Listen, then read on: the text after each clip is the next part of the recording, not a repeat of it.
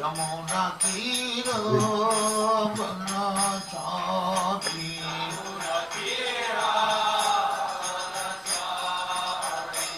Jamuna Tiro Vanacari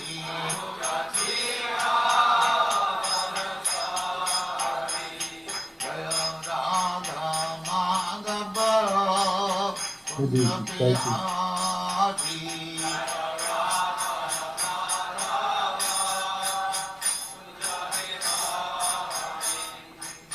Gopijana Vallabha Girivaradhari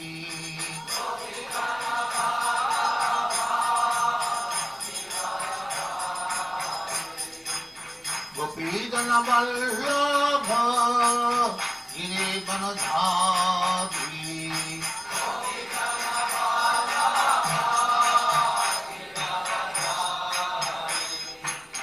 Yasodhanandana Brajajana Randana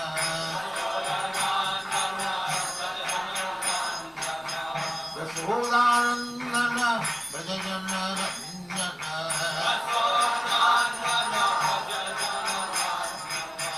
Yamuna Tiro Vanacari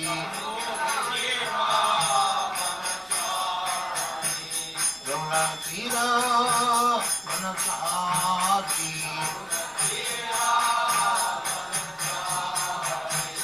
Jaya Radha Madhava Kunja Bihari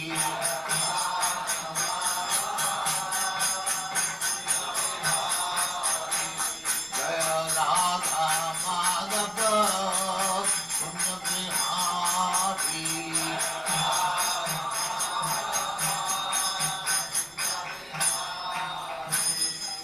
Jai Uspathamam Sabribhajagacharya Sukharisya Smadhati Tam Saraswati Goswami Bhagavati Jai Ananda Kori Vaishnavati Jai Ramacharya Sri Haridas Thakur Jai Nain Sutta Ho Sri Krishna Chaitanya Sri Advaita Gadadhar Sivasari Gaur Bhakti Jai Sri Radha Krishna Bhogavna Sam Kanda Radha Kanda Giri Jai Vrindavan Dham Ki Jai Navadvip Dham Ki Jai Ganga Mai Ki Jai Jamuna Mai Ki Jai Dwarka Dham Ki Jai Swami Bhaktivinoda Ki Jai All glories to God.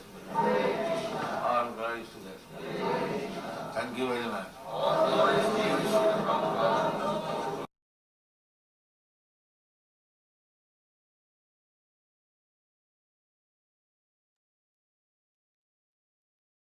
Hare Krishna.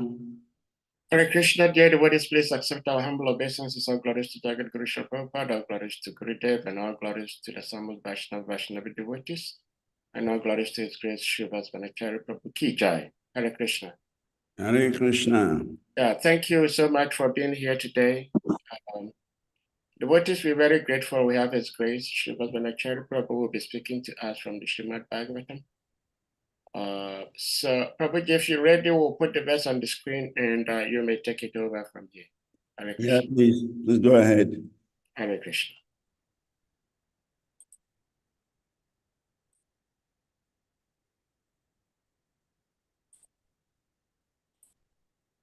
Hare Krishna, SRIVAS VANACARI Prabhu, please accept my obeisances.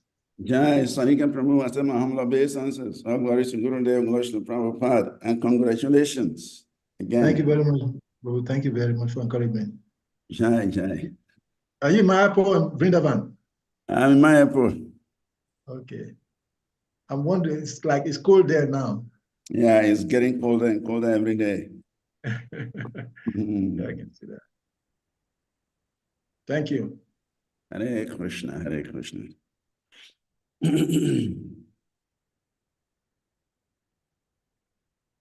Narayana Namaskritya Narashaiva Narottamam Devim Saraswatim Vyasam Tato Jaya Mudirayat Nashtapraya Subhadresu Nityam Bhagavatam Sevaya Bhagavati Uttamasloke Bhakti Bhavati Naistiki.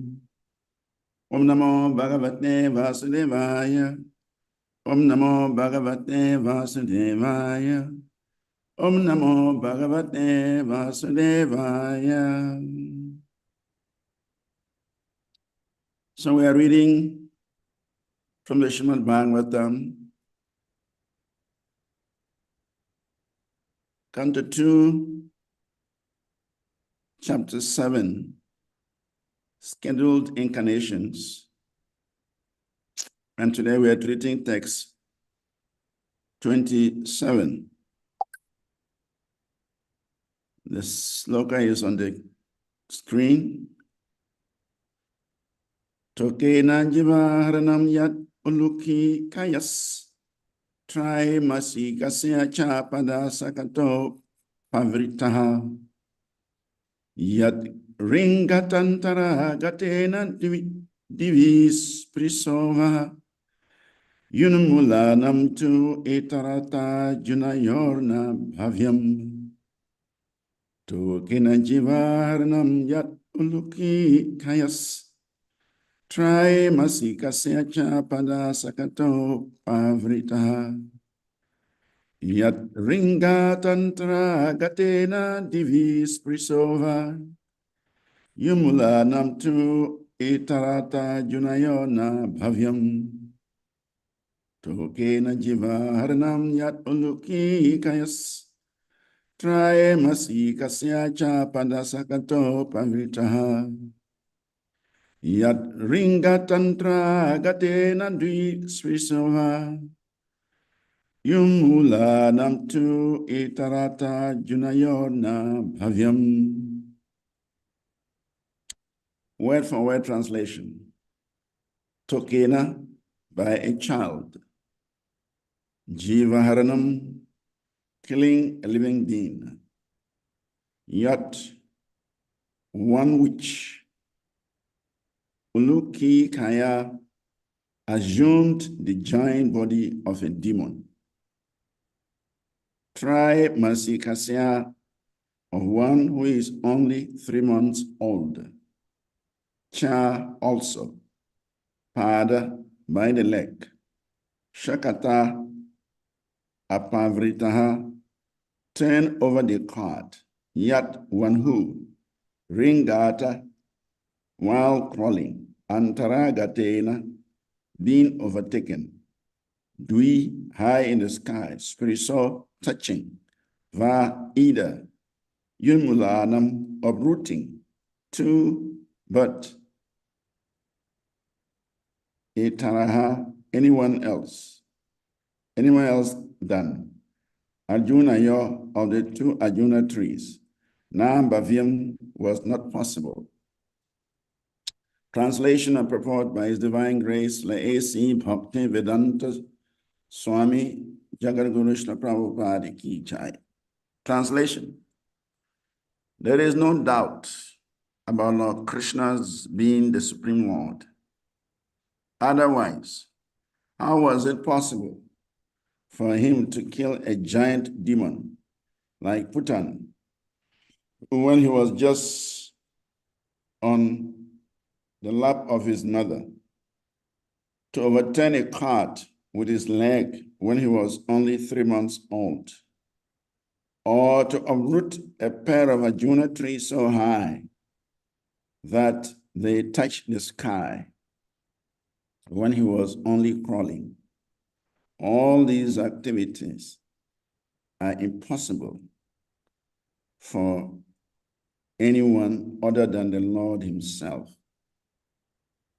Purport. One cannot manufacture a God by one's mental speculation or by numerical votes, as has become a practice for the less intelligent class of men.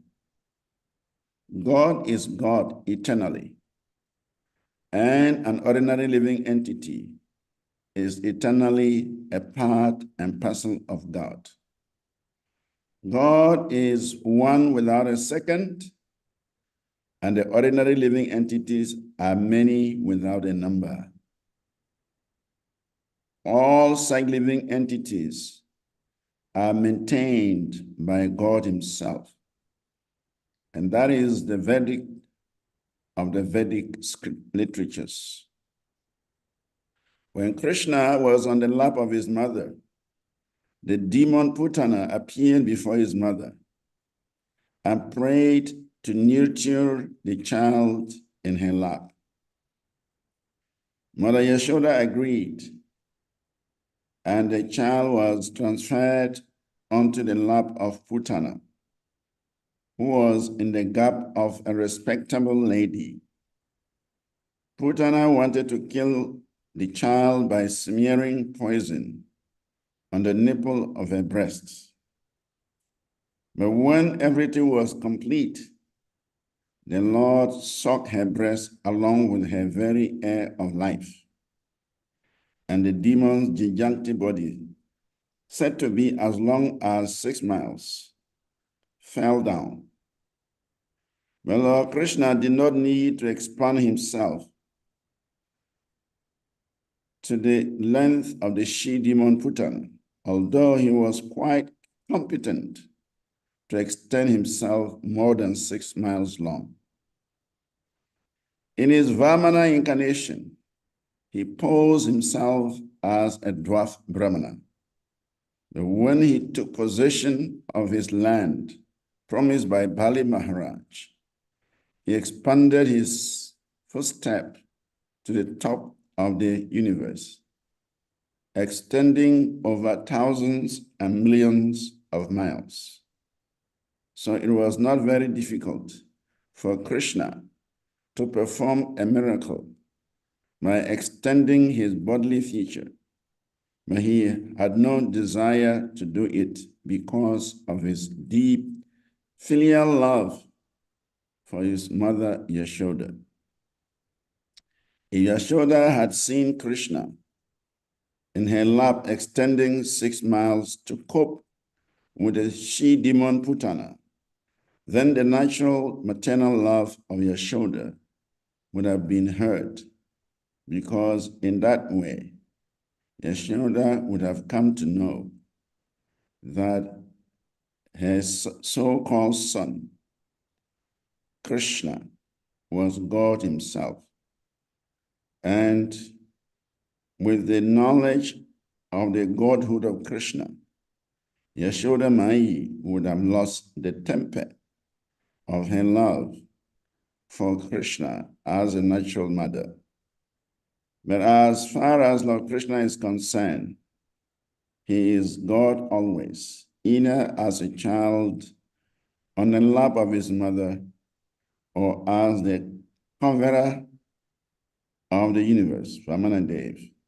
He does not require to become God by undergoing severe penances, although some men think of becoming God in that way. By undergoing severe austerities and penances, one cannot become one or equal with God, but one can attain most of the godly qualities. A living being can attain godly qualities to a large extent, but he cannot become God. Whereas Krishna, without undergoing any type of penance, is God always, either in the lap of his mother or growing up or at any stage of growth. So at the age of only 3 months, he killed the Sakatashura, who had remained hidden behind a cart in the house of Yashoda Mai. And when he was crawling and was disturbing his mother from doing household affairs, the mother tied him with a grinding pestle. But the naughty child dragged the pestle up to a pair of very high Arjuna trees in the yard of Yashoda Mai. And when the pestle was stuck between the pair of trees, they fell down with a horrible sound. When Yashoda Mai came to see the happenings, she thought that her child had been saved from the fallen trees by the mercy of the Lord, without knowing that the Lord himself, crawling in her yard, had wreaked the havoc. So that is the way of reciprocation of love affairs between the Lord and his devotees. Yashoda Mai wanted to have the Lord as a child, and the Lord played exactly like a child in her lap, but at the same time played the part of the Almighty Lord whenever it was so required. The beauty of such pastimes was that the Lord fulfilled everyone's desire. In the case of felling the gigantic Arjuna trees, the Lord's mission was to deliver the two sons of Kuvera, who were condemned to become trees by the curse of Narada, as well as to play like a crawling child in the yard of Yashoda, who took transcendental pleasure in seeing such activities of the Lord in the very yard of her home. The Lord in any condition is Lord of the universe, and he can act as such in any form, gigantic or small, as he likes. Om Jnana-timirasya Jnana-shalakaya Chakshurunmilitam Yena Tasmai Sri Gurave Namaha. Sri Chaitanya Manobhistam Stapitam Yena Bhutale Swayam Rupa Kadamayam Nadati Swapadantikam Vandeham Sri Guru Sri Yuktapadakkamalam Sri Gurum Vaishnavamscha Sri Rupam Sagrajatam Sahagana Raghunastam Vitam Tam Sanjivam Sadvetam Savadutam Parijana Sahitam Krishna Chaitanya Devam Sri Radha Krishna Padam Sahagana Lalita Sri Vishakam Vitamscha Nama Om Vishnu Padaya Krishna Prishtaya Bhutale Srimati Bhakti Tirtha Swami Iti Namini Namaste Krishna Padaya Prabhupada Asri Tatmane Sri Gaura Karuna Shakti Bhakti Tirtha Namini Nama Om Vishnu Padaya Krishna Prishtaya Bhutale Srimati Bhakti Vedanta Swami Iti Namini Namaste Saraswati Devi Gauravani Pracharini Nirvise Sashunyavadi Pasachade Satarini Vanchakalpatrivhyascha Kripa Sindhubhya Evacha Patitanam Pavanebhyo Vaishnavebhyo Namo Namaha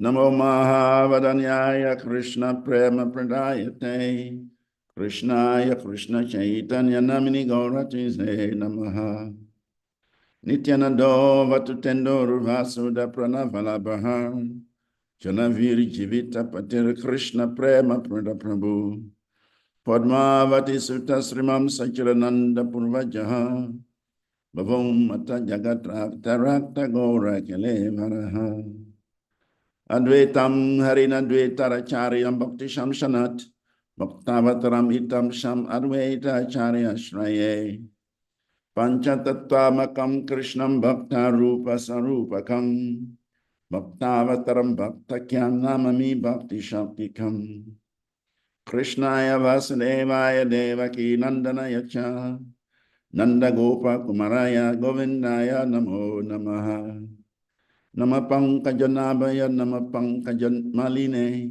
Nama Pankajanitraya Namaste Pankajagraye Namo Brahmanya Devaya Go Brahmana Hitaya Cha Jagaritaya Krishnaya Govindaya Namo Namaha.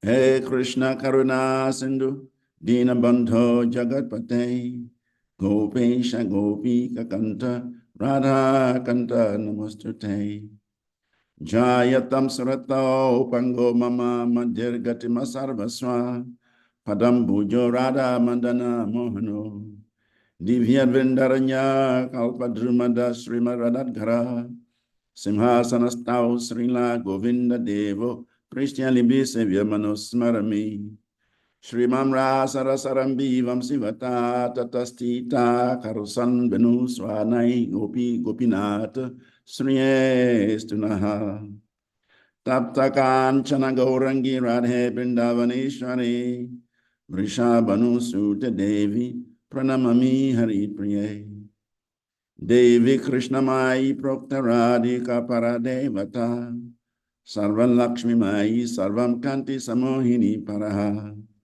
Jai Sri Krishna Chaitanya Prabhu Nityananda Sri Advaita Gadadhar Srivas Gaura Bhakta Vrinda Hare Krishna Krishna Krishna Hare Hare Hare Rama Rama Rama Hare Hare Hare Krishna Krishna Krishna Hare Hare Hare Rama Rama Rama Hare Hare Hare Krishna Krishna Krishna Hare Hare Hare Rama Rama Rama Hare Hare. Translation again.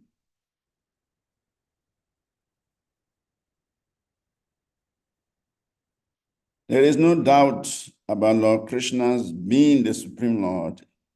Otherwise, how was it possible for him to kill a giant demon like Putana when he was just on the lap of his mother, to overturn a cart with his leg when he was only 3 months old, or to uproot a pair of Arjuna trees so high that they touched the sky when he was only crawling. All these activities are impossible for anyone other than the Lord himself. Mukam karoti vachalam pangum lagayete grim yat kre patamahabande Sri Guru Dina Taranam Paramanam Madhavam Sri Chaitanya Ishwaram Akanda Mandalakaram Vyaptayina Characharam Tatpadam Dashitam Yena Tasmai Sri Gurave Namaha. So everyone is welcome to this Srimad Bhagavatam class. And before we proceed to say something, we would seek the blessings of all the assembled Vaishnavas and Vaishnavis, so that by their mercy, we can represent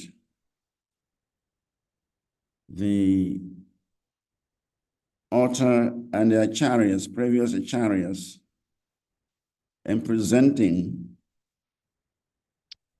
the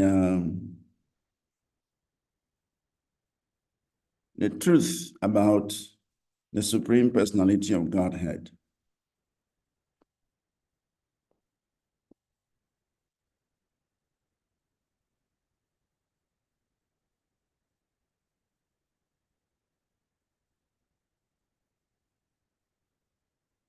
Krishna Tattva, Bhakti Tattva, Prema Tattva, Sara, Bhava Tattva, Rasa Tattva, Lila Tattva, Ara. To understand the science of Krishna There are 6 areas dealing with the truth about Krishna.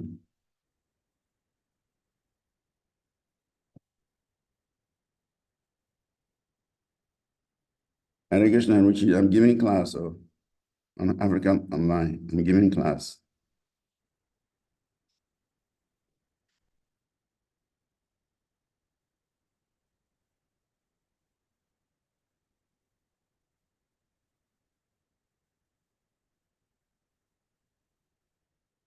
So,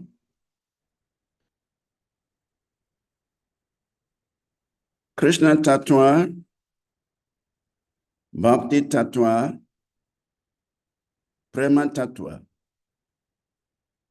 Bhava Tattva, Rasa Tattva, and Lila Tattva. The truth about Krishna, the truth about Bhakti, the truth about love of Godhead, the truth about emotional attachment to the Supreme Lord, the truth about melos, rasas, and the truth about lila, the pastimes of the Lord. You can find all of these 6 kinds of tattvas in the Srimad Bhagavatam. And that is why it is very essential, very crucial for the devotees to constantly study Srimad Bhagavatam, because you can find all of these truths about Krishna in one place, and that is the Srimad Bhagavatam.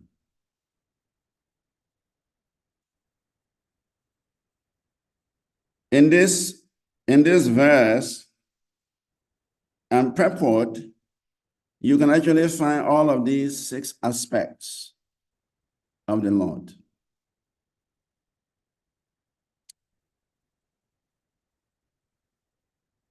And that actually makes Krishna the Supreme Personality of Godhead. Krishna stands out as the Supreme Personality of Godhead. There is no doubt about the position of the Supreme Personality of Godhead. Therefore, Srila Prabhupada writes, one cannot manufacture a God by one's mental speculation or by numerical votes, as has become a practice for the less intelligent class of men. God is God eternally, and an ordinary living entity is eternally part and parcel of God.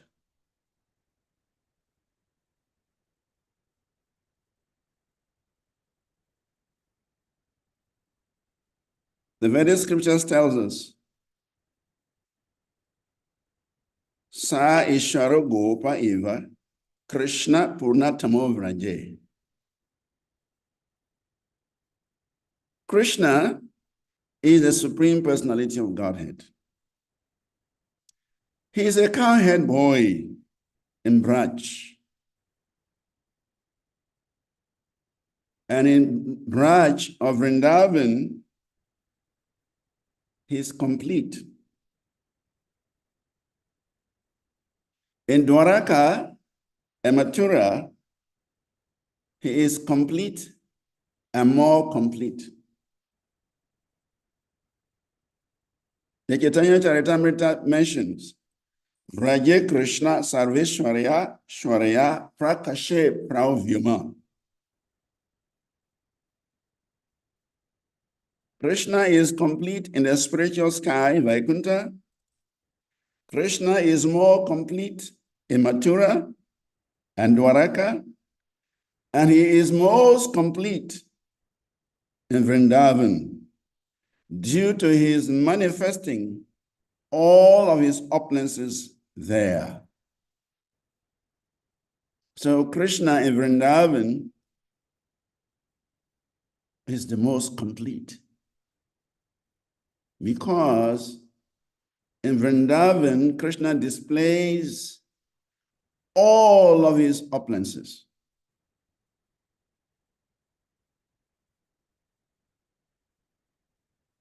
He is complete in Vaikuntha, more complete in Dwaraka and Mathura, and most complete in Braj, in Vrindavan.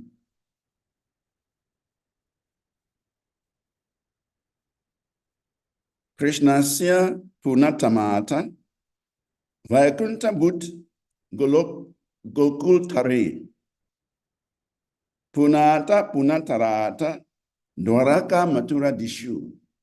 Dwaraka Mathura Dishu. The most complete qualities of Krishna are manifested within Vrindavan. And his complete and more complete qualities are displayed in Dwaraka and Mathura.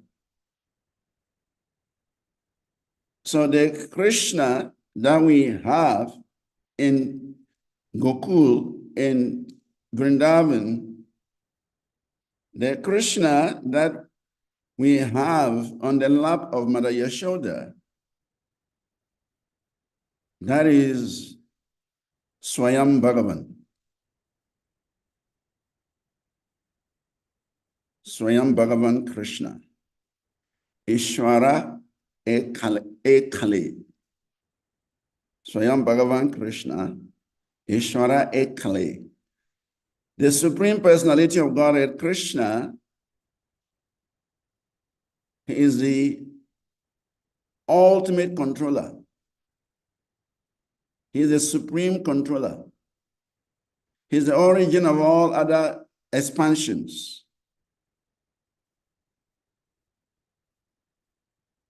And that is his position.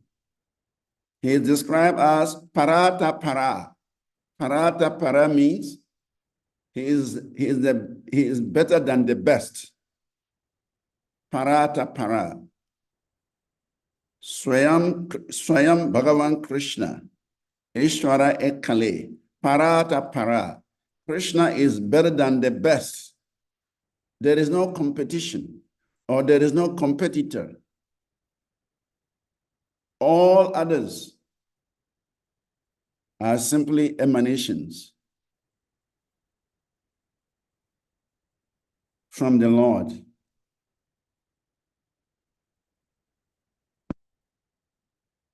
There is a story how once Brahma had a chance to visit Krishna in Goloka under certain circumstances.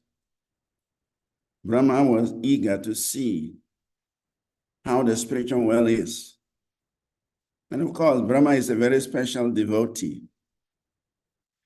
Brahma's father is Krishna. Brahma's father is Garbhodakashayi Vishnu. So he has a special relationship with Krishna. So when Brahma wanted to see the spiritual world, Krishna facilitated it. So Brahma went to Goloka, and Brahma saw something very spectacular, very special. While Brahma was there, all the various incarnations, they were all coming to visit Krishna, and they were all entering Krishna's body. All the various incarnations, just think of them. In the presence of Brahma, all these various incarnations were coming, and they were just entering Krishna's body. Brahma was struck with wonder to see that his Lord is the source of everything else. All the various incarnations, the Narayan forms, Ramachandra form, Narasingha form, Vamanade form, all the different forms, they were just coming and entering Krishna's body. And Krishna just relaxed. The cowherd boy, He is the Swayam Bhagavan Krishna, who is better than the best. No one is equal to him, and no one is greater than him. So Srila Prabhupada went on to say, God is one without a second, and the ordinary living entities are many without a number. What a beautiful statement Prabhupada has made. God is one without a second, and the ordinary living entities are many without a number. And all such living entities, they are easily maintained. They are comfortably maintained by the Lord. It's amazing how Krishna is maintaining the entire universe. It's amazing how Krishna is maintaining the entire material creation. It's amazing how Krishna is maintaining the entire spiritual realm. It's amazing. To maintain a family is so difficult. In Kali Yuga, Prabhupada says, to maintain one wife and one child, it's so difficult. So the world economies, the big economies, they are regulating population. I understand in China, if you have just 2 children, the government will help you. If you have more than 2 children, government is not interested in you. So why?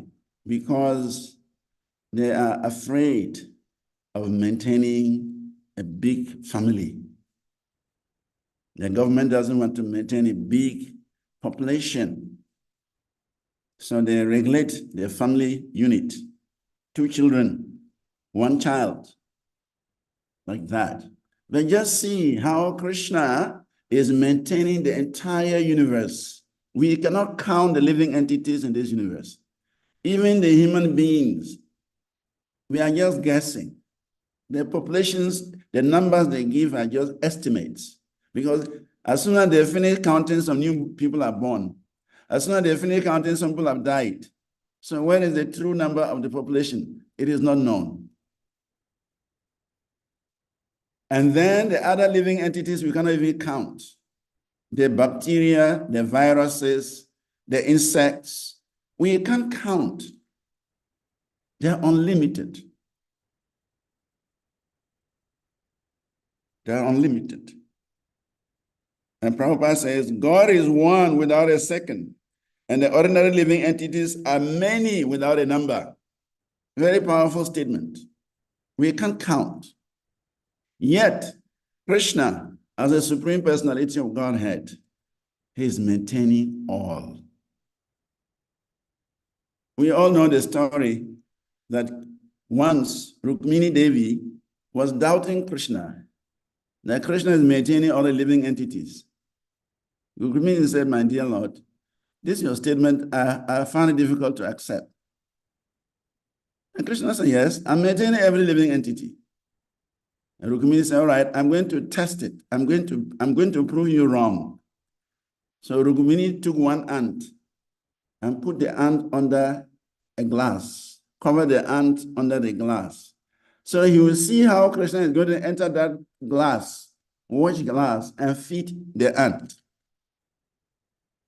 And after 3 days, Rukmini went to open the glass, and the ant was still alive.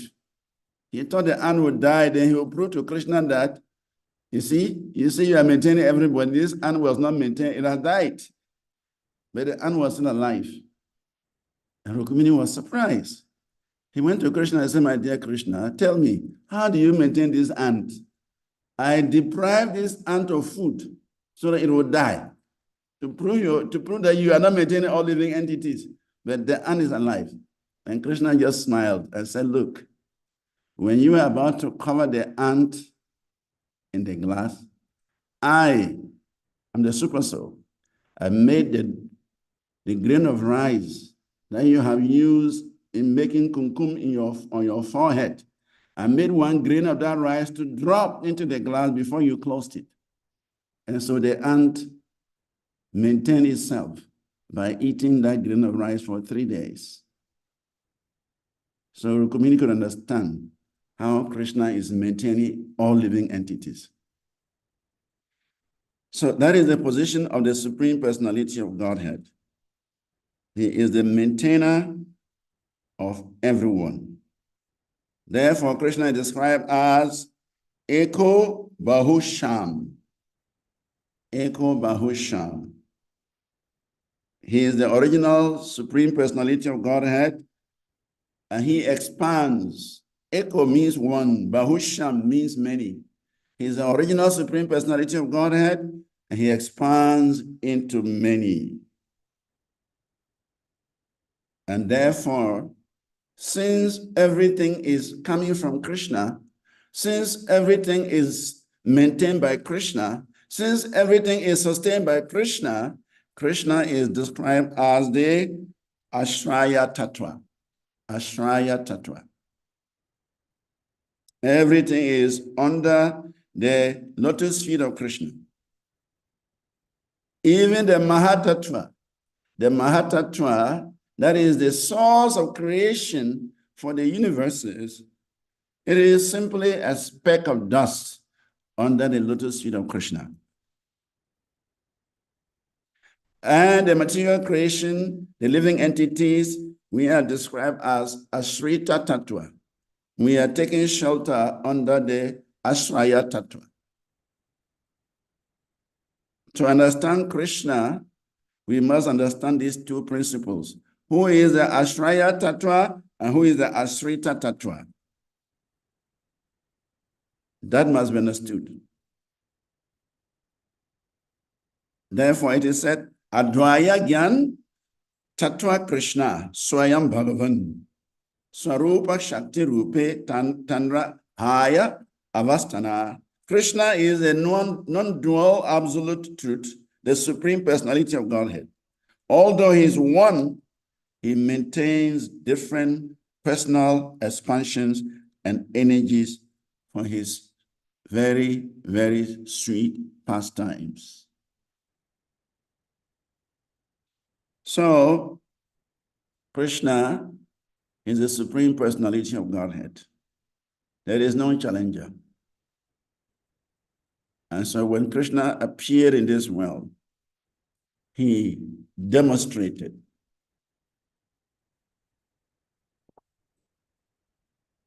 his position as the Supreme Personality of Godhead.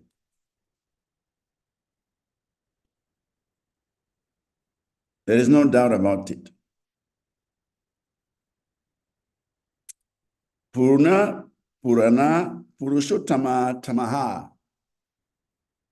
Purna, Purana, Purushottama, Tamaha. Parat, Paroyaha, Purusha, Pareshwaraha. Swayam, Sadana, Damayam, Kripa, Karam, Guna, Karam, Tam, Sharanam, Vrajami, Aham. This is a statement from the Gaga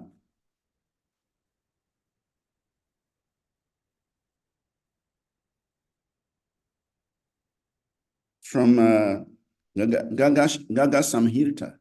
Gaga Samhita. It says, Krishna is perfect and complete. He is the oldest. He is the most exalted among exalted persons. He is greater than the greatest. He is the Supreme Personality of Godhead. He is the master of all exalted beings. And he is full of bliss. He is also the jewel mine of mercy. And he is full of transcendental virtues. Therefore, we should take shelter of Krishna. Srila Prabhupada is so kind that he has offered Krishna to the whole world. Before the advent of Srila Prabhupada, we talk about God, the Supreme Lord. But who is that Supreme Lord? There is religion without God. That is what is going on in this world. People are so religious. But if you ask them, that God you are religious about, that God you are worshiping, that God you are praying to, that God you are hoping to meet, how does it look like? Where does it stay? What does it do? These are questions you should not ask because they don't have the answers. And that is the speciality of this Krishna consciousness. That is the speciality of this Vaishnava philosophy. That is the speciality of Vedic literatures. Prabhupada presented the essence to the world so that we can know Krishna, we can know God, we can learn to love him, we can relate to him, we can become his servants. So this Krishna consciousness is just so beautiful. This Krishna consciousness is just so wonderful. This Krishna consciousness is the best thing to do for a human being.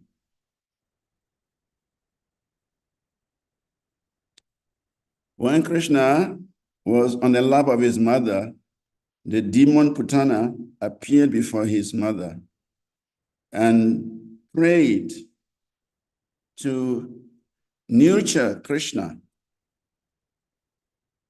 And because she appeared so elegant, in fact, it is said when Putana appeared in Braj, he appeared in Vrindavan, everyone was tantalized.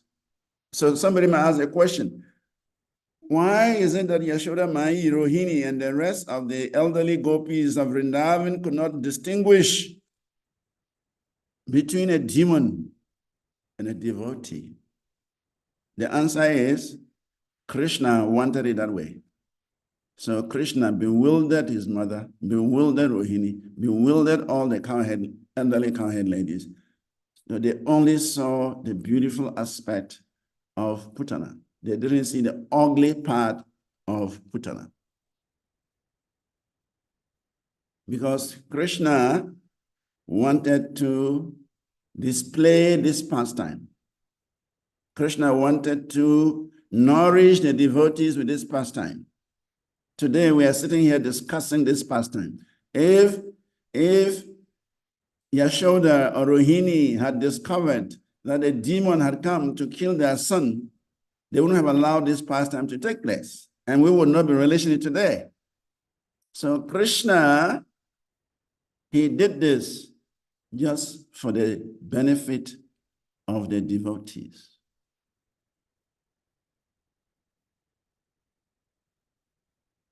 So Maria Yashoda and Rohini, they saw this beautiful lady who in reality was a demoness. But she had some ability to transform herself into a beautiful, beautiful lady. And she approached Yashoda Mai and requested to have Krishna, to touch Krishna, to feed Krishna. So, in fact, it is said that the gopis, the elderly gopis, they thought Mother Lakshmi had come to visit their home. That was their imagination. That was their mindset. They saw Putana as a Lakshmi from the Vaikuntha had descended into their home to bless their child. So they very readily allowed Putana to take hold of Krishna. There is a long story how Putana became an associate of Kamsa. First of all, we know the story that in her previous existence, she was the daughter of Bali Maharaj. And so when Bali Maharaj was performing his yagya, the daughter was sitting nearby when the Lord came as Vamana Dev, as Prabhupada mentioned in the purport, to beg for 3 steps of land. When Vamana Dev appeared in the sacrificial arena of Bali Maharaj, he was so beautiful. He was so beautiful. He was so attractive. Shla Vidya Bhushan mentions in the Vishnu Sahasranam, it says, Suvrata Sumukha Shukshma, Shugusho Shukada Suhirit. He's describing the beauty of Krishna's face. Shumukha. Mukha means face. Shu, in Sanskrit, when the word su is added, it means auspicious, it means beautiful, it means elegant. So, Srila Baladev Vidyabhushan is describing how Krishna's face is so beautiful, Krishna's face is so sweet, Krishna's face is so wonderful that the devotees are always looking onto Krishna's face and they don't want to turn off their eyes to any other object.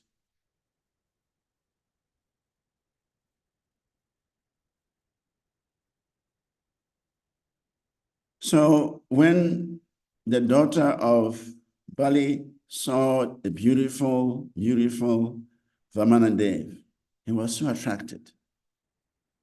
He was so attracted.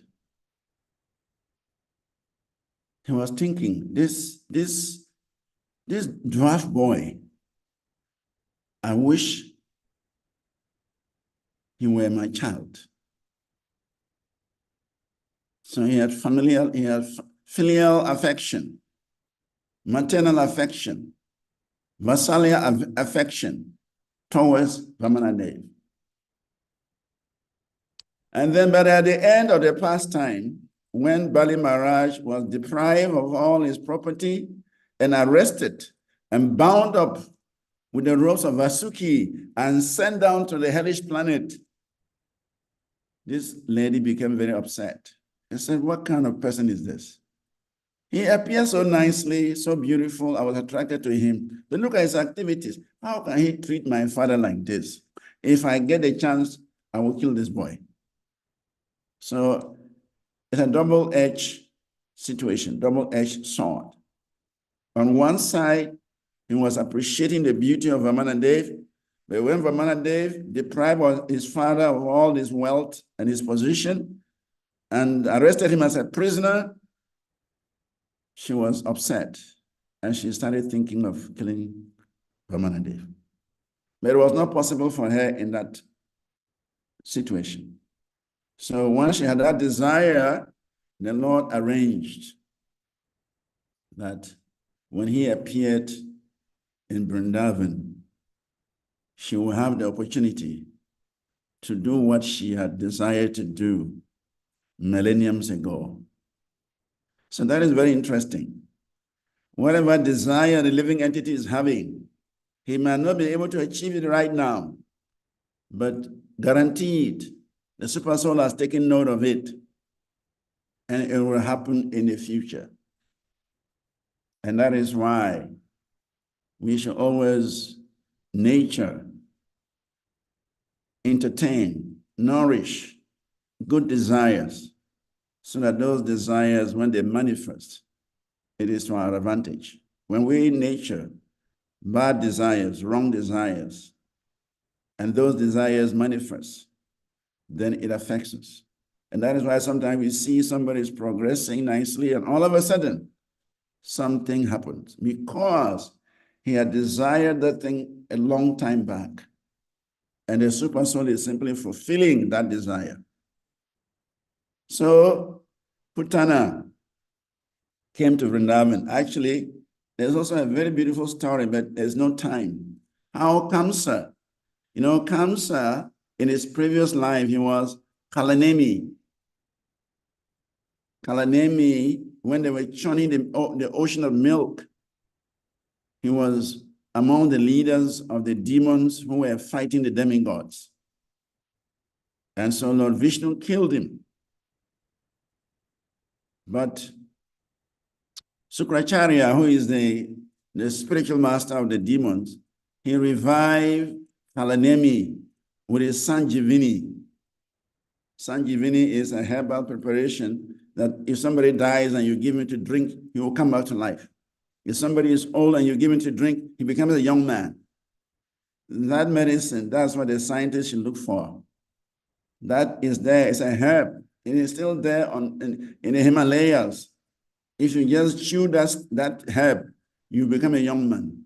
If you squeeze the juice and put it into the mouth of a dead man, he will come back to life. Sukracharya knows the science, he knows the art. And so when the demons are killed, Sukracharya will bring them back to life. So he brought Kalanemi back to life. And Kalanemi decided to perform heavy austerity so that he can kill Vishnu. That was his desire. So it is said he performed such severe austerities on the Mandana mountains, drinking only the juice of Dhruva grass. He won't eat anything else except the juice of Dhruva grass for 100 celestial years. All his flesh was gone. Only the bones were left. So Brahma had to come and ask Kalemi, what do you want? He says, I don't want to be killed by any demigod. I don't want to be killed by anybody. I want the benediction that I can kill Lord Vishnu. And Brahma said, this is not possible. Vishnu cannot be killed. He said, okay, but make sure no demigod can kill me. All right, that you can have. But to kill Vishnu is not possible. Anyway, he said, I want to be the strongest person. Nobody should ever defeat me. Brahma said, that you can have. So when he got all these benedictions, just like Hiranyakashipu, he started terrorizing the universe. He started terrorizing everybody. It is said that Kamsa was so strong. He was so strong. Nobody could defeat him. Nobody. Even Kamsa met Parashurama. Kamsa met Parashurama, and Parashurama condemned him. He said, you are like an insect. You're like a mosquito. Clear off of my face before I cut off your head. And Kamsa was very diplomatic. So he understood that this person, if I play with him, he will kill me. So immediately he fell at the feet of Parashurama. I said, please, I am your servant. Please tolerate me. Please protect me. So Parashurama said, all right, I have this bow that Vishnu has given me. If you can string it, I will spare you. But if you cannot string it, you are dead. So Kamsa picked up the bow. And because he was so powerful, so strong, he easily strung the bow, to the surprise of Parashurama. Parashurama was delighted to see that there was a person so strong. He just strung the bow without any difficulty, and he vibrated the bow 1,000 times in 1 second. That produced such sound in the universe. Parashurama was satisfied with him. He said, all right, you have my protection. That's how strong Kamsa is. It is said that the elephant called Kulaya Pida. Kulaya Vapida or something. That great elephant he had in Mathura that he wanted to trample on Krishna and Balaram. It was actually a donation he got from Jarasandha. Jarasandha was a very powerful king, the king of Magadha. And he had this elephant this elephant was so wild, it can kill other elephants in no time. He sends it to a war front, and it will just cause damage, havoc to other elephants. He had the strength of 100,000 elephants. Punya Vapida. So one time, Jarasandha had tied his elephant with chains in a garden, and the elephant broke the chain and went in a different direction. And he reached where Kamsa was. Kamsa was fighting some personalities. And when the people saw this Kalaya Vapida coming, they knew that this wild elephant is coming. If you don't run for your life, you are finished. So everybody abandoned the war and they began to run in different directions. But Kamsa refused to run. Kamsa stood there. And when the elephant came, Kamsa just grabbed the elephant by the tusk and hit him on the ground very hard. And then he carried the elephant up and threw the elephant 80 miles back to Jarasandha. So when Jarasandha saw his great elephant falling at his feet, he wondered what happened. He had to find out. And when he learned that it was Kamsa who threw that elephant back to him, he was very grateful. He said, this person is very, very strong, very powerful. I must make friendship with him. So immediately, he gave his 2 daughters in marriage to Kamsa.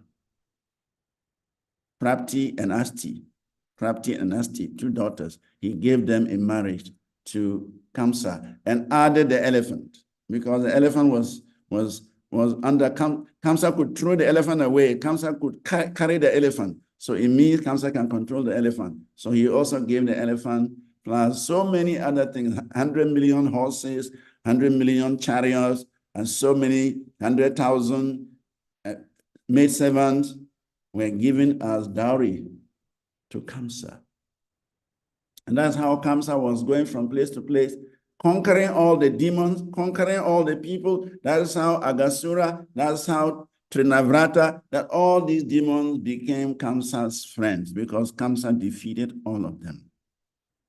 In fact, Kamsa was fighting with Bakasura. Bakasura is the brother of Putana. So he and Kamsa were engaged in a very fierce battle. Kamsa wanted to defeat Bakasura so that Bakasura would become his servant. And Bakasura was fighting Kamsa so he would defeat Kamsa so that Kamsa can become his servant. So the battle was very fierce. Then Putana was watching the battle and he saw that his brother was getting tired.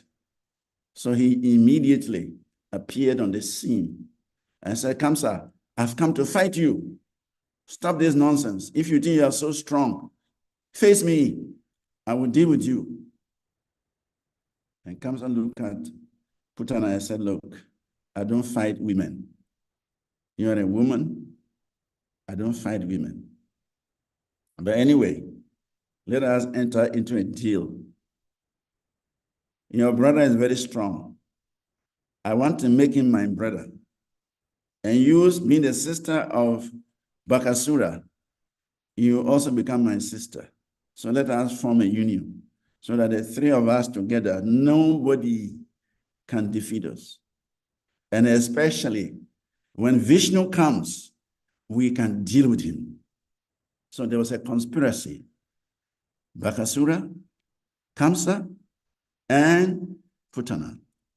So Putana has come to Raj with a desire to kill Krishna on behalf of Kamsa. And what happened to him? Krishna sucked the breast milk, poisonous breast milk, and sucked out the life of Putana. So this is Krishna. This is Krishna. He sucked the breast milk, sucked the poison, and sucked out the life air of Putana. Putana never returned to Kamsa. Kamsa was hoping that Putana can fulfill his cherished desire of killing Vishnu. But Putana never returned. When Putana left Mathura and came to Vrindavan with a mission, suicide mission, to kill Krishna, he never returned. Because Krishna is like the fire. And these demons, they're like insects. Prabhupada says in the night, when the insects, they see light, they fly towards it. And what do? They fall inside the fire and they are destroyed. So the demons sent by Kamsa, all the demons sent by Kamsa, Kamsa had conquered them in battle, and they all became servants of Kamsa. Dhenukasura, Keshi, Bakasura, Plambasura, all the asuras, Kamsa had conquered them and made them his servants. And then he wanted to use them to form a very strong alliance in order to fight Lord Vishnu, in order to kill Krishna. That was the agenda. But unfortunately, all his efforts were frustrated. Srila Prabhupada is mentioning that Krishna could have expanded himself. When Putana was killed, she expanded, her actual nature came. She was 6 miles long. Krishna could have expanded himself, but he didn't do it because Krishna did not want to disturb the affection that Mother Yashoda has for him. It is said that the residents of Gokul, or residents of Vrindavan, residents of Goloka Vrindavan, they have a certain mood. And the residents of Vaikuntha also have a certain mood. The residents of Vaikuntha, their mood is Tadiyanam Bhava. Tadiyanam Bhava means, Lord, we are your property. Please maintain us. That is called Tadiyanam Bhava. In Goloka Vrindavan, in Gokul, in Vrindavan, their mood is different. Madhyanam Bhava. Madhyanam means, you are our property. You are our property. So that is the mood of the devotees in Goloka Vrindavan. That is the mood of the devotees in Vrindavan. That is the mood of the devotees in Gokul. Krishna is our property. And Krishna is conscious of that. So therefore, Krishna did not follow Putana to expand. Then it would disturb Yashoda's Vasalya Bhava. And this demonstrates how Krishna loves his devotees. Yadyapi Ishwaratami Paramaswatantra Tatapi Swabhave Hau Prema Paratantra. Swatantra and Paratantra. Swatantra means the Lord is independent. Paramaswatantra, the Lord is completely independent. Completely. Yet, the same Supreme Personality of Godhead is described as Prema Paratantra. He depends on his devotees' love. He reciprocates with his devotee love. And because of that reciprocation, he takes a subordinate position. Although you are the Supreme Personality of Godhead and you are completely independent, still You depend on the love and affection of your devotees. That is your nature, my dear Krishna. So Krishna is conscious of his relationship with his devotees, and therefore he did not follow Putana to expand because he was thinking, let me keep the affection of Yashoda intact. So anyway, time is not on our side. And there are many points in this verse, in this report, but I think we'll end here and take some questions so that we don't stretch the time. Hare Krishna. Well, Hare Krishna, thank you so much, Prabhuji. As always, very beautiful Krishna Katha.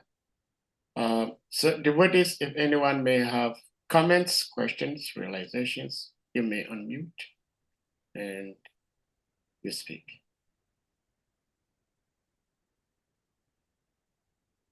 Prabhuji, when you were talking about Mother Rukmini trying to test Krishna as being the controller and provider for all, and then she kept an ant in a glass.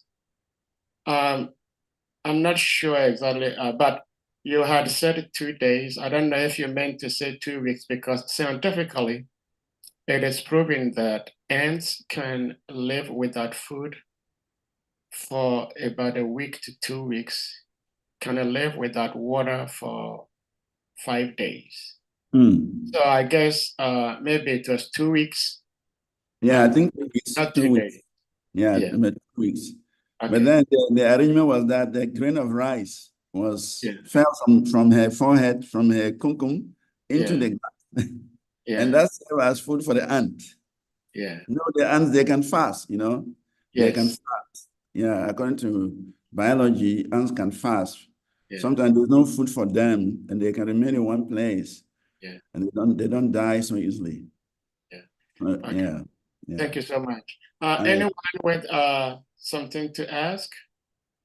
Because there are lots of questions from this transcendental Krishna Katha today. One of such is that there are 2 sides to why Putana came to Vrindavan to breastfeed Krishna. You were talking about her alliance with Kamsa and or the third one. The hatred, the love-hatred relationship. Yes. So the 3 had this conspiracy to kill Krishna. But there is Bakasura. Okay. Yeah. So these 3 conspired to kill Krishna. But there is also another story which you just narrated about how during Vamanadev's pastime, Putana saw Vamanadev and was so attractive and wished that this boy were my son, so I can breastfeed him. So did she come to breastfeed Krishna because she had wished that Krishna were her son, or it was due to the conspiracy that those 3 had aligned themselves together to kill Krishna? I don't know which was which.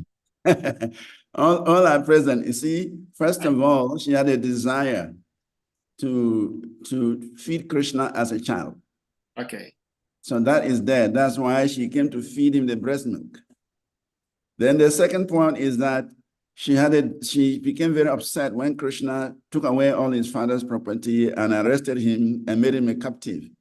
He was angry with that. So he had come to kill Krishna for doing that. So both desires are there. And Kamsa is just taking advantage. Kamsa is just taking advantage. He has discovered that, okay, these people, I can use them to achieve my goal. So he's taking advantage of that. But Putana has her own desire to relate to Krishna as a mother. That desire was there. And then later on, she had a desire to eliminate Krishna because Krishna had destroyed his father's wealth and arrested him. So those things were there.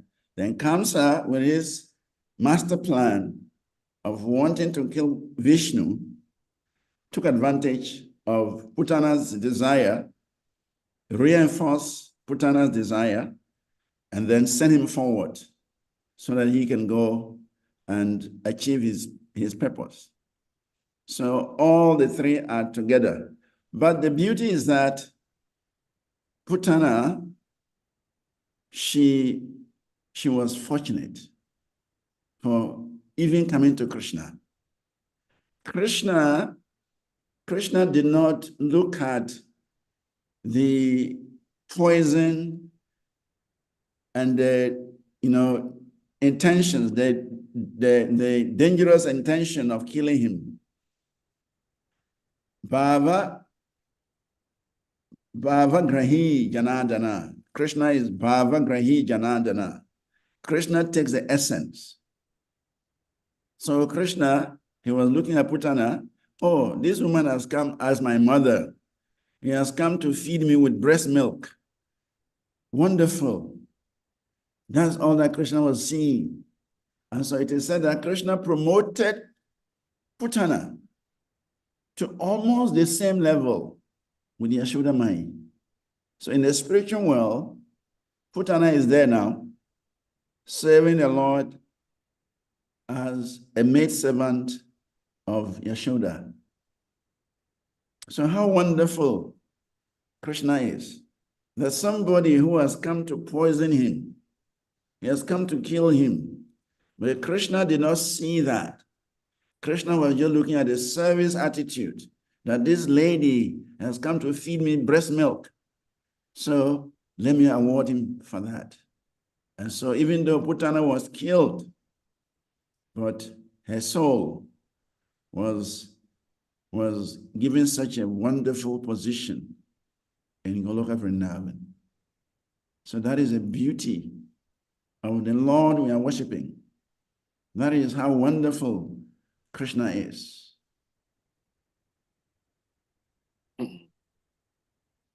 Hare Krishna. Thank you for the explanation. Thank you. Yeah, it's very interesting.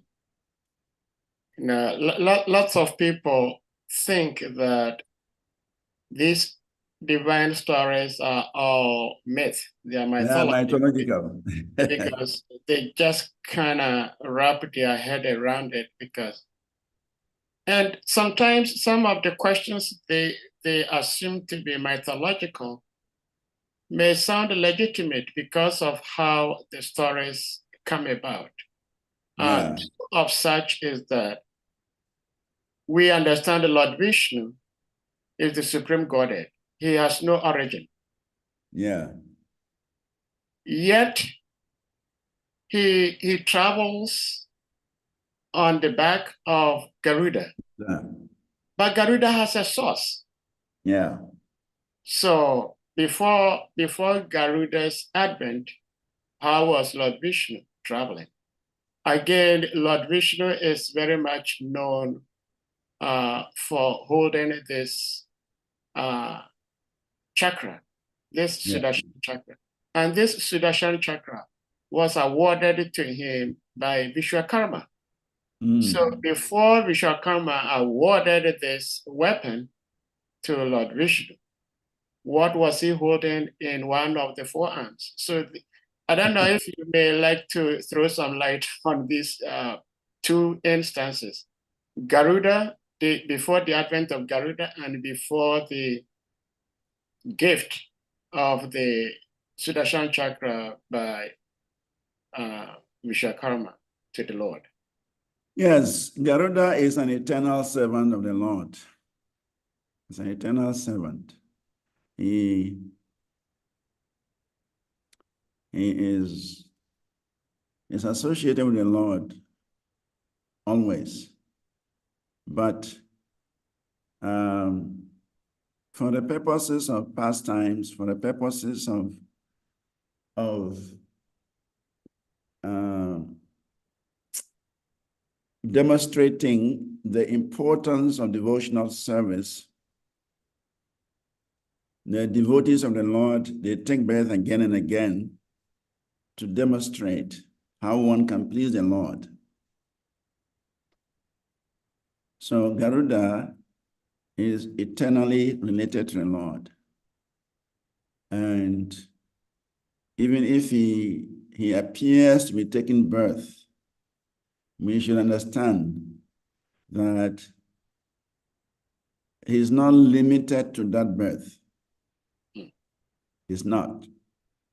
That birth is just to demonstrate that a devotee, one can become a devotee by certain qualities. Garuda, he demonstrated very, very strong determination. And that is a lesson we have to learn from Garuda. Garuda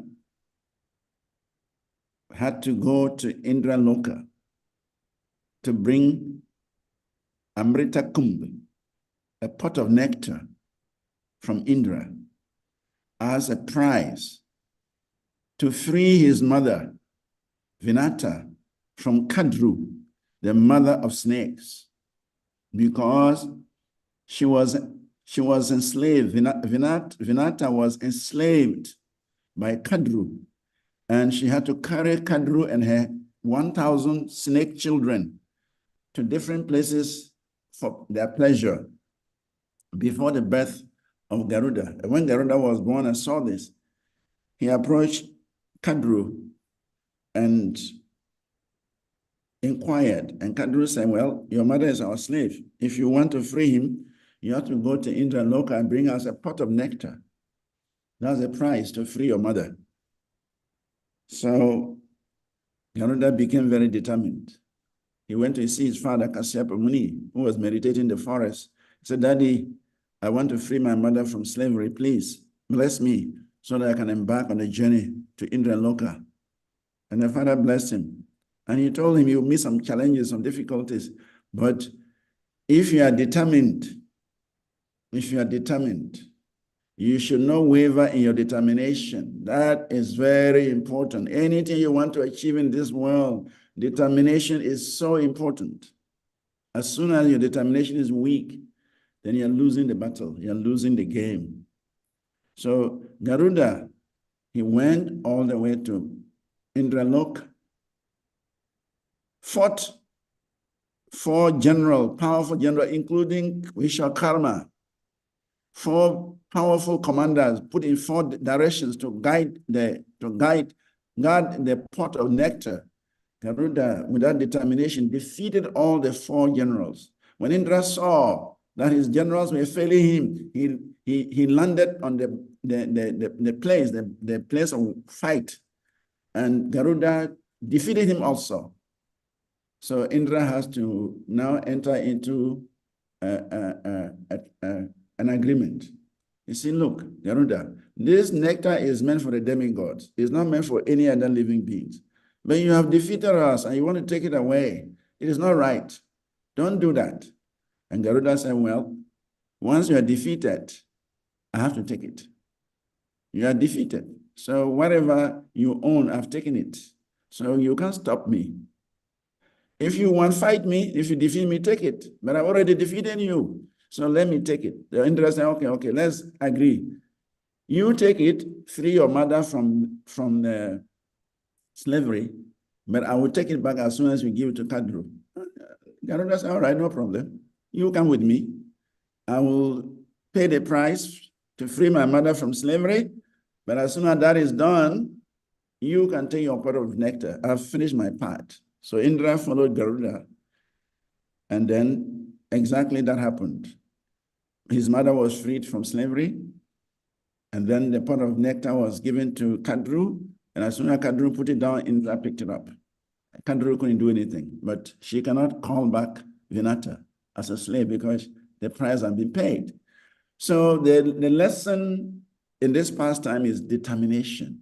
So Garuda came he took his birth in this world just to show us what it means to be a devotee of the Lord. You have to have great determination. So, but Garuda is always serving Lord Vishnu, and Garuda, by the mercy of Lord Vishnu, can expand unlimitedly. That is there. There is no question of saying because Garuda was born before his birth, who was carrying Lord Vishnu. Garuda is an eternal servitor. He's an eternal servant of the Supreme Personality of Godhead. And therefore, even when he appears to be taking birth, that is just an expansion. The original Garuda is always there.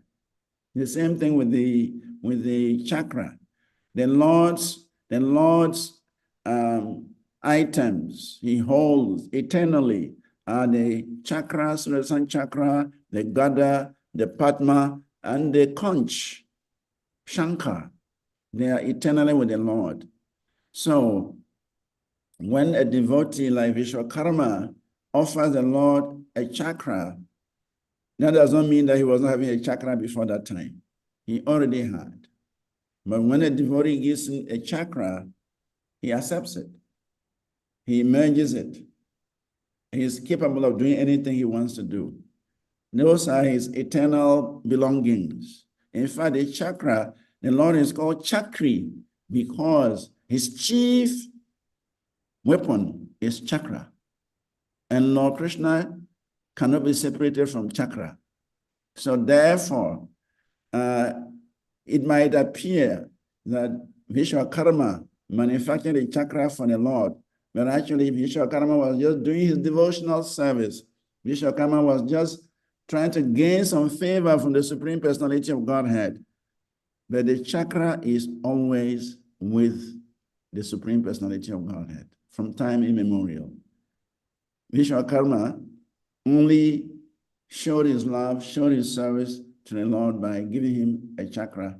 And when that chakra is given to him, it merges with the original. The original is always with the Lord. So there is no question that the Lord had only three items in his hand and was waiting until Vishwakarma manufactured the fourth item. Hare Krishna. Hare Krishna. Thank you so much for the beautiful answer. Thank you so much. I truly appreciate it. We go to His Grace Anadi Nidanam Prabhu. Please, you may unmute. Yeah, Hare Krishna Maharaj, I beg to offer my humble obeisance. Hare Krishna. Glory to Gurudev, glory to Prabhupada. We are missing you here in Ghana. Hare Krishna. We are missing all the devotees also. Well, yeah, Maharaj, thank you very much. But Maharaj, I wanted to know, in one lecture, BDD said that even the trees and animals, they have knowledge. So if the ants, they can fast for 1 week, is that not a form of austerity? And is that form of fast, is it voluntary? That I wanted to know. Well, since they also have knowledge, I have to see some sort of austerity there when the ant can fast for a week. Well, Hare Krishna.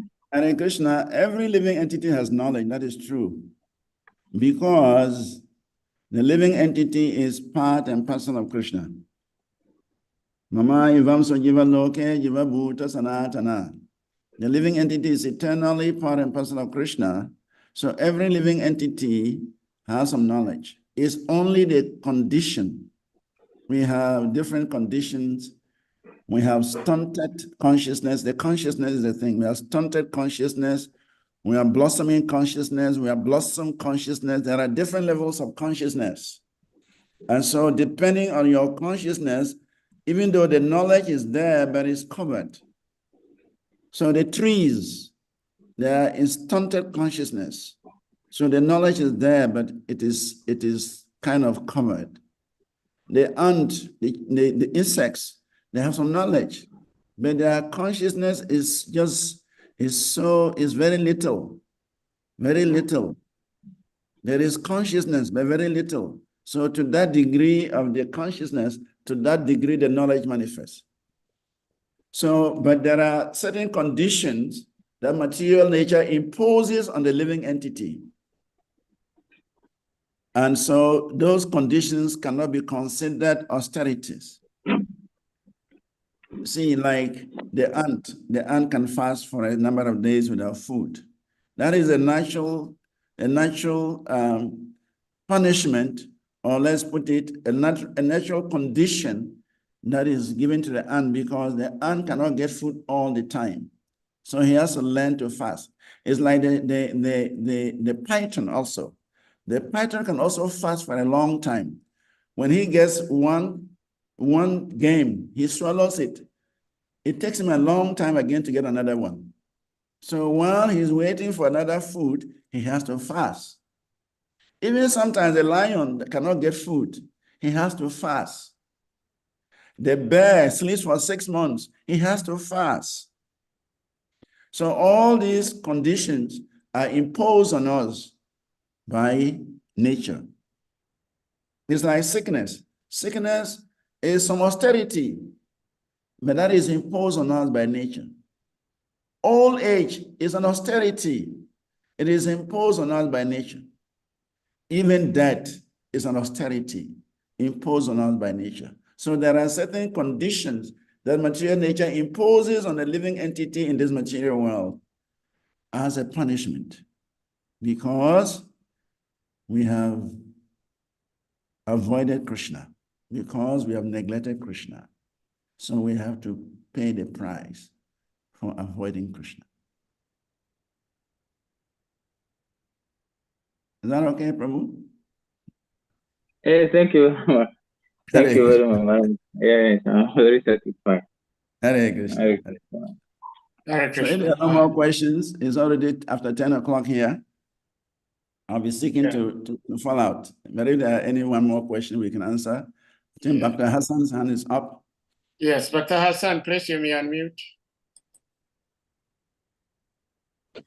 Hare Krishna Maharaj, please can I Hare accept my humble Krishna, obeisances?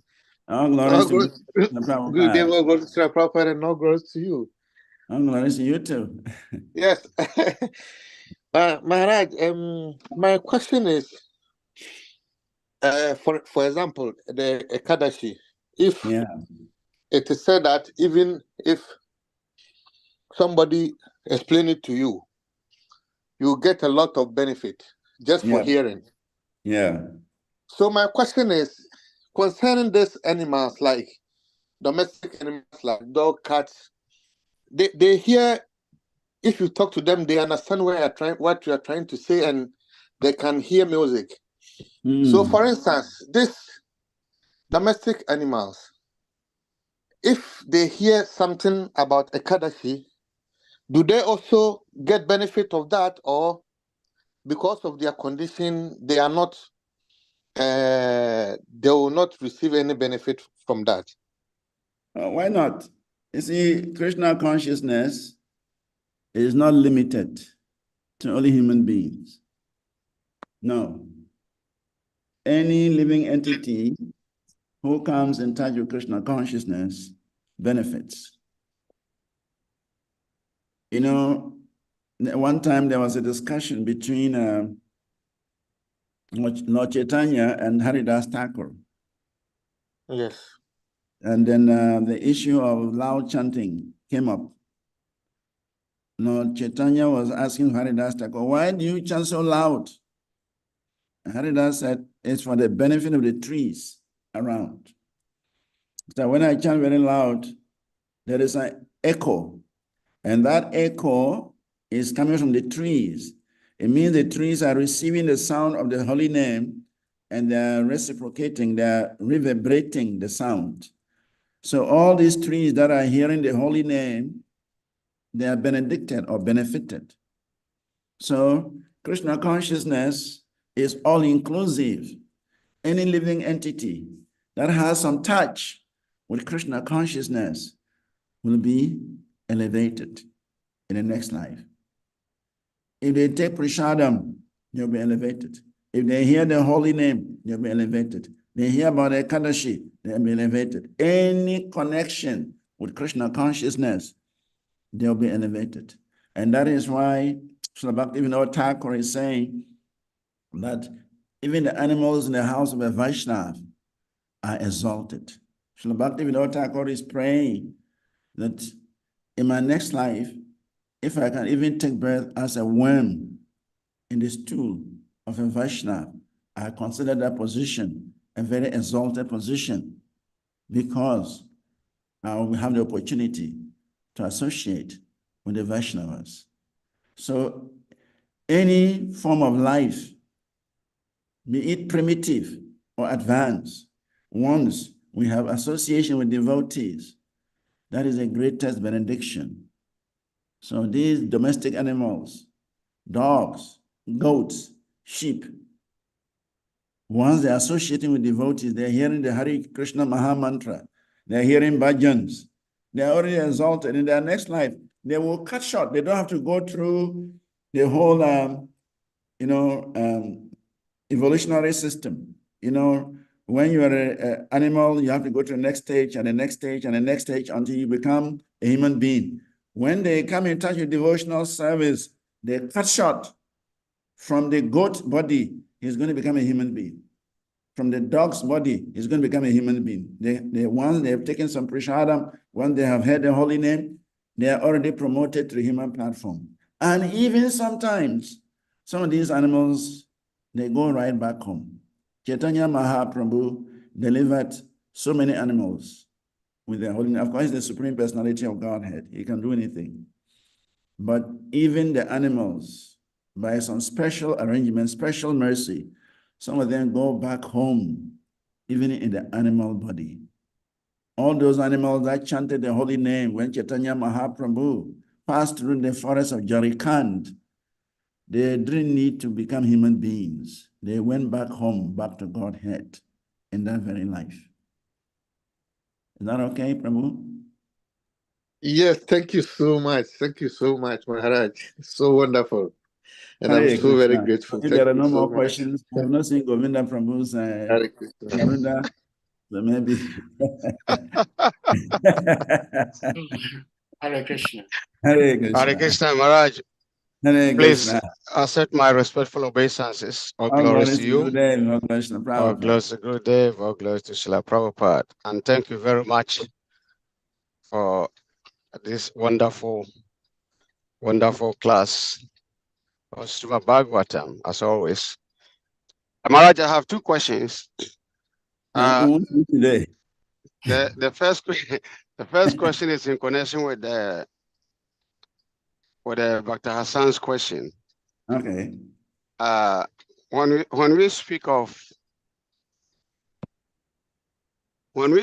consciousness,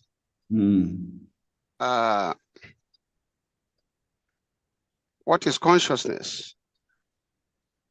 We say be Krishna conscious. Be conscious of Krishna, be aware of Krishna, be thinking of Krishna, be absorbed in Krishna. One can be absorbed in money, absorbed in the materialism. His consciousness is absorbed in the worldliness. It's all consciousness. And it is also says that consciousness is the symptoms of the soul. And so in your presentation, you made mention of the bosom consciousness, and that of the stagnant kind of consciousness. So what is consciousness? What is consciousness? Consciousness. And what is the spirit? What is the difference? The difference is that the spirit is an atomic particle of the Supreme Lord. Vibhinamsha. There's Vibhinamsha and there is Amsha or what do you call it? Amsa Sena. Amsa Sena, that is part of the Lord, expansion of Krishna, Vishnu Tattva. It's called Amsasena. And then the living entity is called Vibhinamsham, a part of the Lord, a minute part of the Lord. That is the soul. That soul has the same nature as Krishna, Satchit Ananda, eternal, blissful, and full of knowledge. That is the soul. But the consciousness is the symptoms of life. Consciousness means that any living entity, anything that is alive, must have consciousness, must have feeling, must relate to other living entities. So that consciousness could be spiritual or material. It could be pure or impure. It could be transcendental or mundane. So the consciousness, that awareness of the soul, that can change.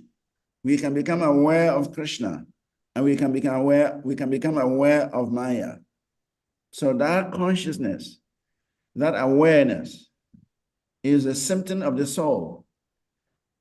Depending on the degree of covering, for instance, the tree is also conscious, but he is in such a miserable condition that his consciousness is so small, but nevertheless, it's alive. And that is why it is breathing. That is why it is producing. That is why it sustains life. We eat the leaves, we eat the fruits, and we are able to survive because it is conscious. So the soul is the part and parcel of the Supreme Personality of Godhead, Satchidananda Vigraha, and the consciousness is the awareness of the soul, which in some living entities is stunted, is covered. In some living entities, it is blossoming. In some living entities, it has blossomed. The pure devotee has blossomed consciousness because he is able to remember Krishna, he's able to relate to Krishna, he's able to relish Krishna, so his consciousness has gone back to a normal. But the tree also has consciousness, but his consciousness is covered. And so he has very little awareness, very, very little awareness. So it's a range from the little awareness, which is the stunted consciousness, to the blossomed consciousness. In between this, the living entities are swimming. We are swimming between the stunted consciousness and the blossomed consciousness. And so is a scale. The more we are Krishna conscious, the less we are materially conscious. The more we are materially conscious, the less we are Krishna conscious. So it's a scale, and we have to adjust this scale. So in our practice of Krishna consciousness, we are trying to increase our remembrance of Krishna, and that way we are increasing the scale of pure consciousness. We are increasing the scale of transcendental consciousness. So soul is part and parcel of Krishna originally, and the awareness of the soul is described as consciousness.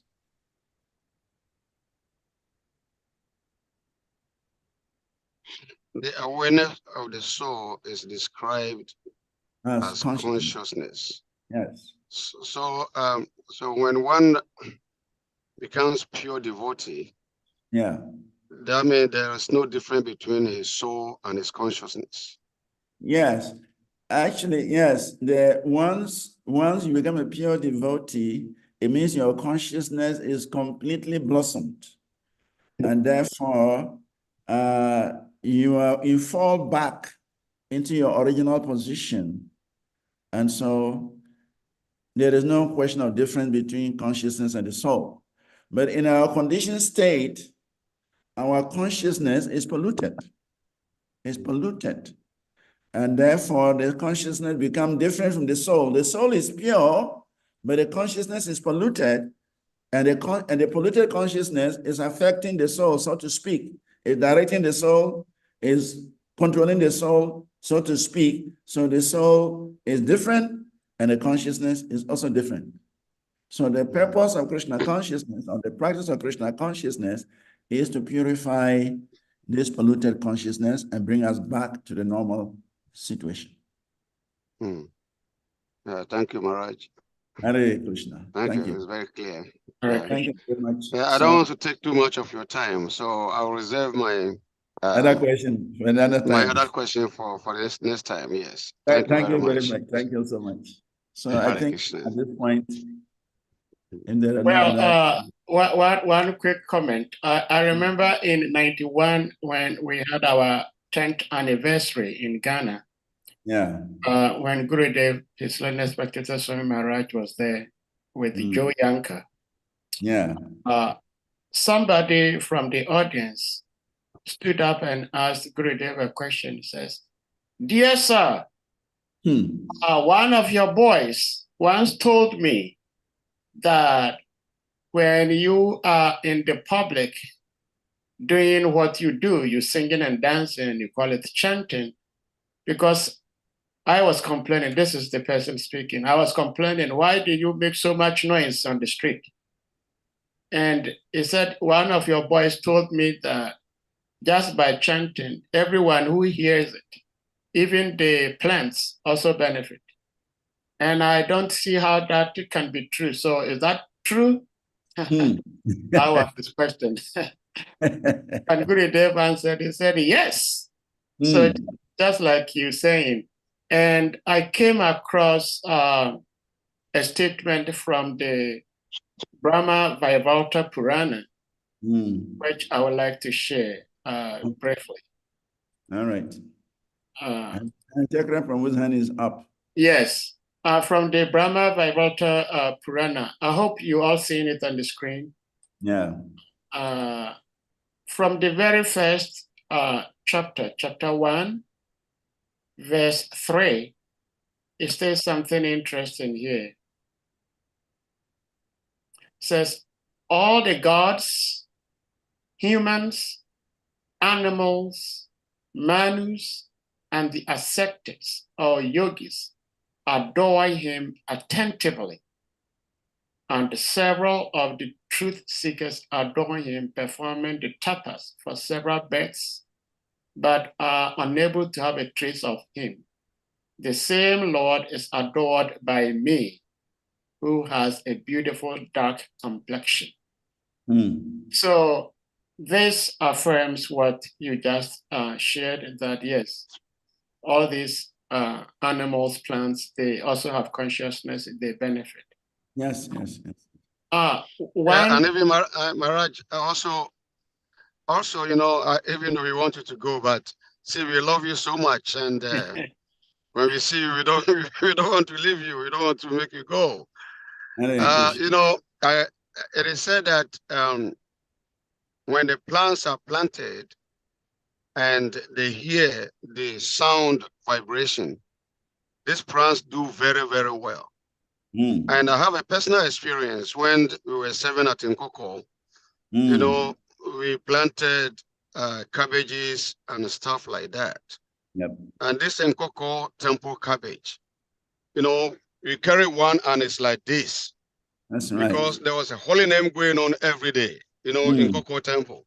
Yeah, yeah. So, yeah, so it is really true that these plants and trees, when they hear the holy names, they really have a very strong effect. Yes, yes, it's true. It's true. They benefit. They benefit. I think Harichakra Prabhu, please hear me unmute.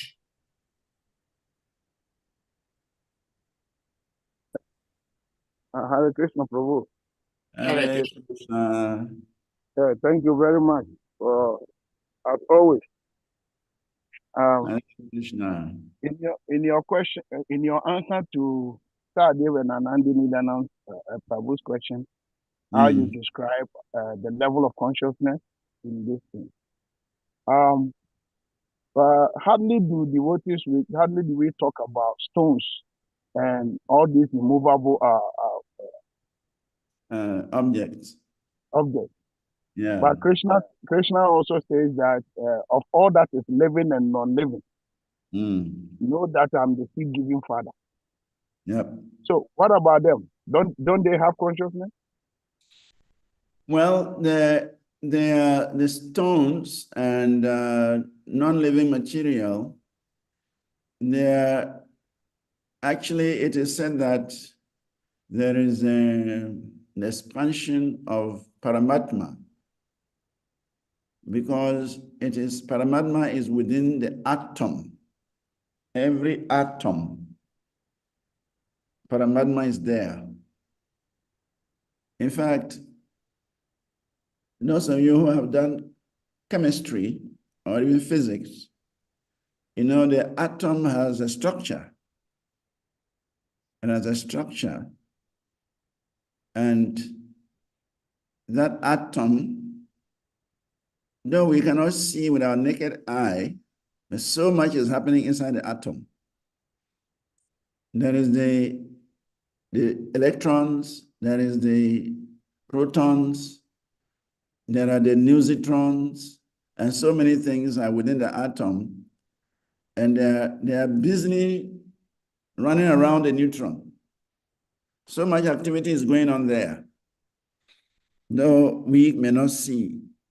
And it is said that that is caused by the supersoul, the Paramatma, which is within that atom, generates those activities. So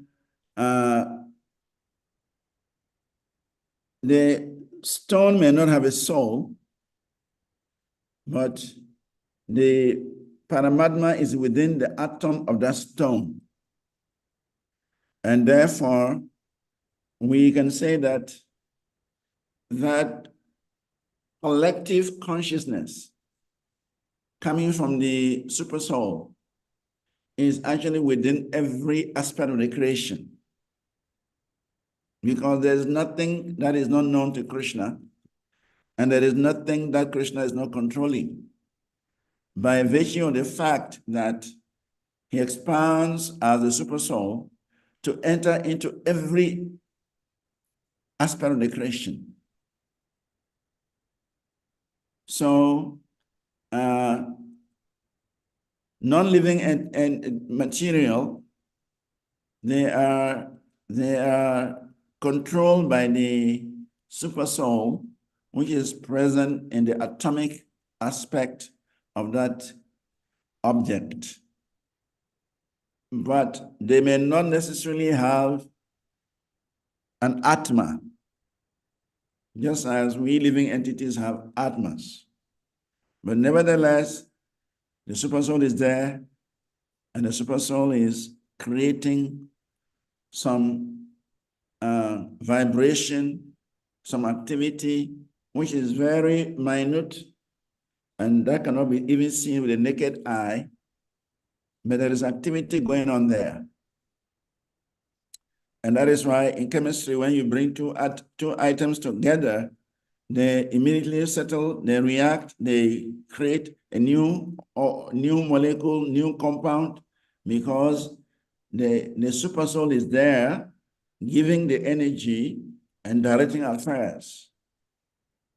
So actually, God is the greatest scientist. He's the greatest scientist.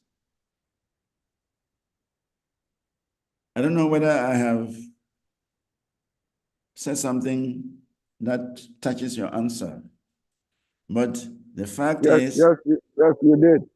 Okay. But because I hear that in the Vedic literatures, it's also explained that some time back the mountain used to fly.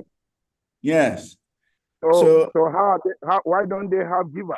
Why don't they have the individual soul? Yes, that is a different issue also. The mountains, they are personalities. Rivers are personalities. They have a living entity within that mountain. That is there. Each mountain, as we see, has a personality behind it. Each river we see has a personality behind it. That is there. So those personalities are living entities.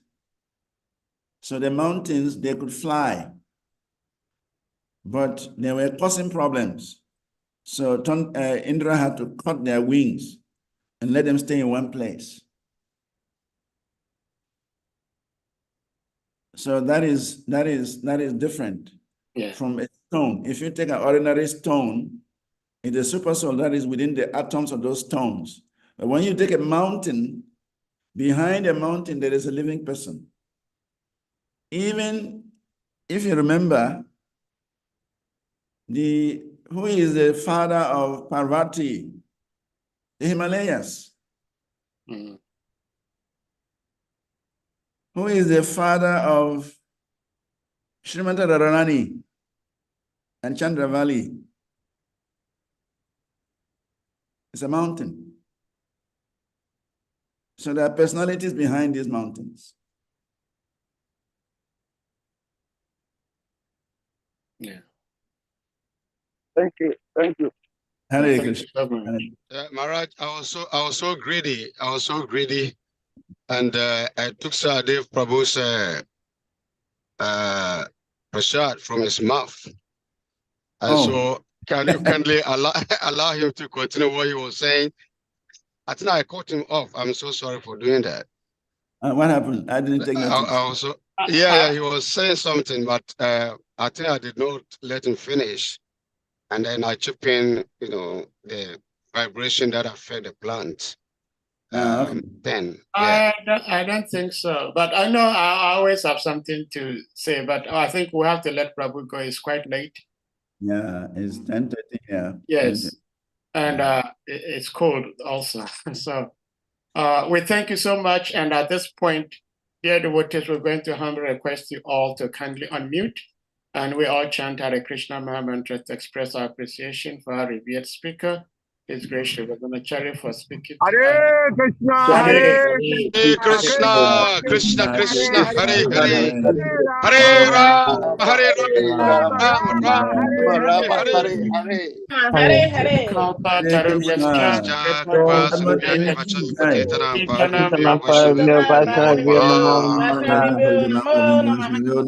Jai, Jai, Jai, Jai, Jai. All glories to His Grace Sri VANACARI ki jai. Jai.